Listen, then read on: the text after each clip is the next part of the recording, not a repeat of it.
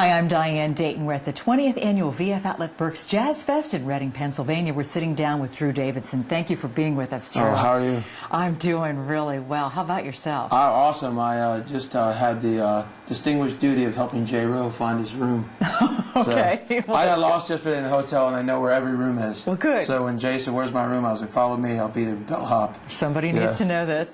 So let's talk about what you do. You have 2 CDs out. You're working on your 3rd. Tell me about this. I do. I have. My first CD was called This Journey. I played in a band for about 15 years, and it was time for me to do my own thing. And so I was on a journey, so I wrote a tune with a horn player friend of mine and released this album on my own, produced it. And it was J. Rowe that really found it and encouraged me and said, "Man, when you do another, I want in on it." So my next CD was called Around Again, and it was Nick Coleone that gave me this idea, sort of. I was going to redo the Spinners tune, I'll Be Around. He said, "Drew, everybody has done that. Why don't you take that melody and make it yours and switch it up?" You know, his No Limits, that's really inspired by James Brown, some of that stuff.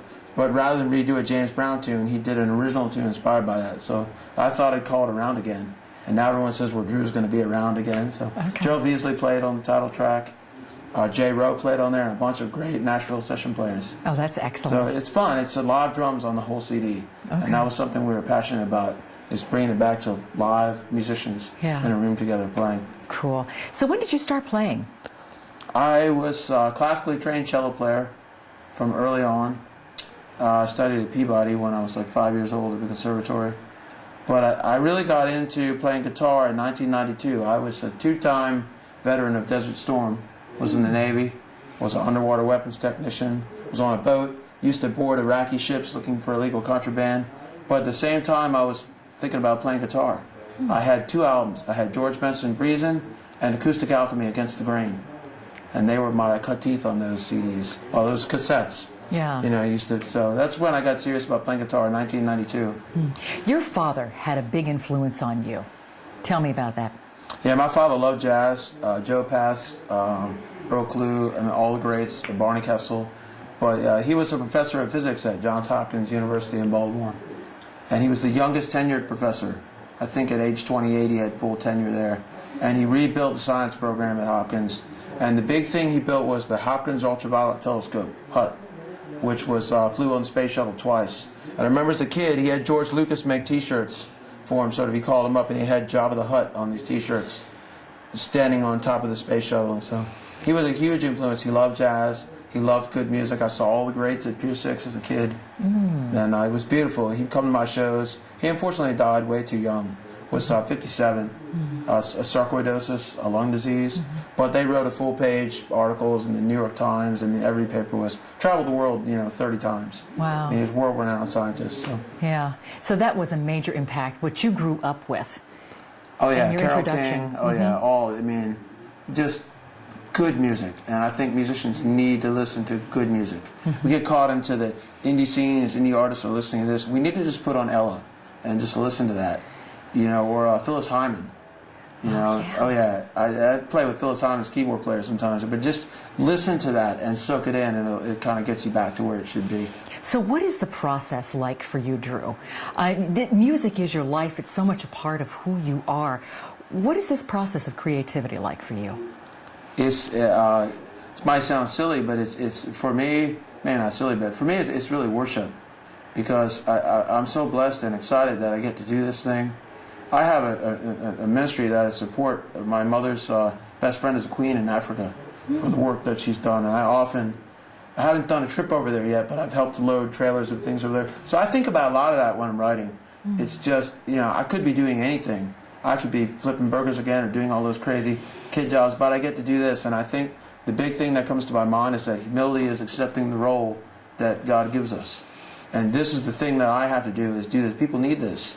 They tell me they're blessed by my music or listening to it. So creatively, I think about all that when I'm writing. And I usually will start with a hook, some melody in my head, and then I'll start laying drums down or keyboards, and I'll think about where it's going, and then I'll just write what's in my heart, and hopefully people love it, There's a lot of good that can come out of this music, and the fact, not only the CDs that are recorded, but the live performances and how it connects people. What would you really like to do with this? What's your ultimate goal?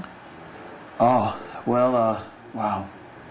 I think one of my ultimate goals is to change people's perception of smooth jazz. There are a lot of people who are afraid the fans are dying and going away, and I see it more globally. I mean, I've played at a rock show before, and people just go, wow, it's so refreshing. It's so different. I'm passionate about youth and grabbing into them, so I see a lot of that. I really want to tour Asia. That's a big thing. I have a brother that speaks Korean. He went over there and taught English, and my music is available in a coffee store. There's several outlets over there. Coffee store is called Badass Coffee. It's for Naughty Donkey. So I have a fan that actually got me into Seabreeze Festival, and he's the area developer. So I just see myself traveling the world with my guitar, especially my new one made of glass. So just going everywhere and just bringing that music to the world. What do you think it is with this genre of music that tends to touch people in such a positive way? You know what it is? It's the fans. They are the best. I mean, I don't want to say they're cliquey, but they are. They come to festivals, they know each other.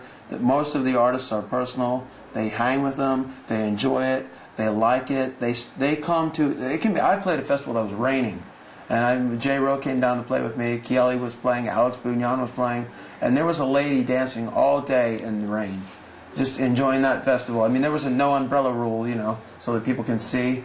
But she had her coat on top of her, and she stayed the whole day. They're tireless. They love it.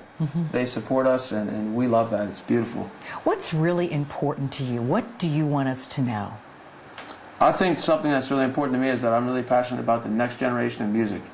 My current horn player is 21 years old, and he is every bit as amazing as I'll stack him up to anybody. Bonnie James, everybody. I love those guys, but that's something that's really passionate to me is the next generation of musicians.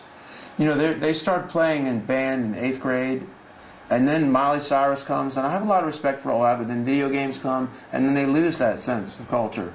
And then they're 16, and this comes, and I think for, even parents to think, well, maybe this is something their child might want to do. We get crammed into, well, you need to do this, the status quo of this and this. I think people need to do what they enjoy doing and do it passionately. If it's painting, if it's sculpting, if it's bike riding, so I'm very passionate about that, the next generation of musicians. Yeah, and helping and supporting them.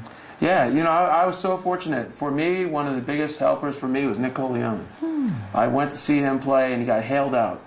The hail came, and it was in York, Pennsylvania. And the gig got canceled, and he said, come back to the hotel. And we were hanging out, and he was just so nice.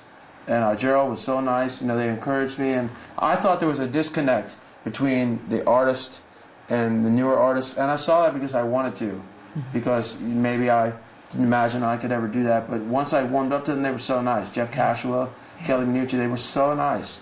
They just, and they're looking for someone to mentor in the same way I am. So, Nick has sort of been mentoring me a little bit, and it's exciting for him to bring the next generation up because he keeps that genre going. There's like an oath to where we've got to keep it going, so the community is great. And it's like one big family, isn't it? It is. It really, I just bumped into Chuck Loeb, and it's like, wow. Yeah. What an amazing player, and Paul Jackson Jr. will be here, which is just so, it's a great community. And it's so fun when they jam, and there's the egos are not there. Right. A lot of times you see that in the aspiring musicians. They go to jams, and it's all about them, and here it's, I played the jam the other night, and Pat Martino could have easily been playing. But he's like, I'll let the new guys play, so I like that. It's exciting.